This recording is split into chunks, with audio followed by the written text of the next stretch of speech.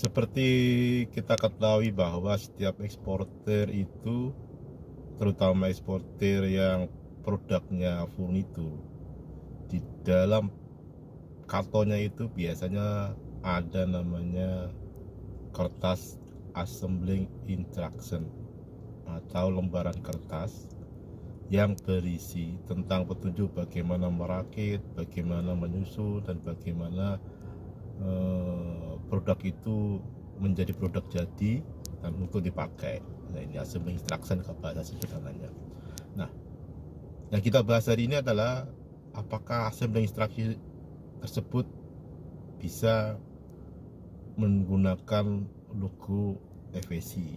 Nah, maka jawabannya bisa.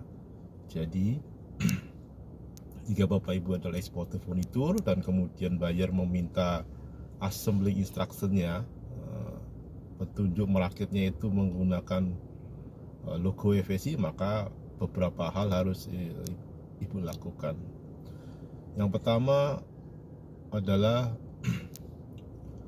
pemasok daripada assembling instruction tadi ataupun printing paper tadi harus bersertifikat FSC. Jadi belilah dari pemasok yang bersertifikat FSC.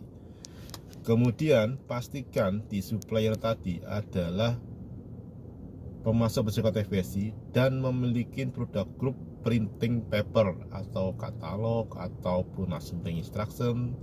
Jadi jika pemasoknya adalah pabrik kertas, namun produk grupnya misalnya karton box, terus produk tisu, yang nggak bisa. Jadi pemasoknya harus mempunyai sertifikat FSC dengan produk grup semacam printing paper, assembling instruction, paper printed, dan sebagainya, mirip seperti itu, sehingga mereka dapat melakukan klaim bahwa produk tersebut bersertifikat FSC, dan cek di website FSC apakah sertifikatnya masih valid atau tidak. Kemudian hal lainnya yang harus dipastikan, apakah si buyer ini meminta FSC klaim tertentu, misalnya FSC 100% kah, FSC MIC kah, atau FSC recycle, sehingga pada saat Bapak Ibu melakukan pembelian kepada supplier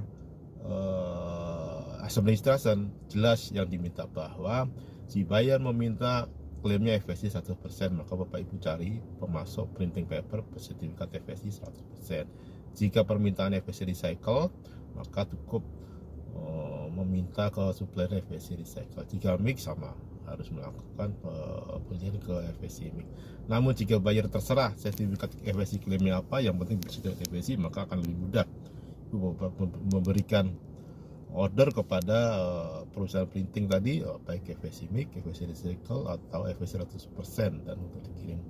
Nah, setelah semuanya selesai melakukan pembelian, maka pastikan bahwa di invoice packing list dari supplier pemasok assembly instruction tadi terdapat FSC claim 100%, MIC atau recycle, dan nomor sertifikatnya dari pemasok printing paper tadi di invoice maupun packing list. Jika ternyata pada saat dikirim assembly instruction itu di invoice packing listnya tidak ada sertifikat klaimnya atau tidak ada nomor sertifikatnya, maka itu dapat dipastikan bukan sertifikat FSC. Kemudian di logonya di papernya apakah ada logo atau tidak, ini tidak harus. Jadi boleh menggunakan logo FSC, boleh juga tidak. Jadi kembali ke buyer Bapak Ibu sekalian, apakah itu meminta atau tidak, tinggal komunikasikan saja.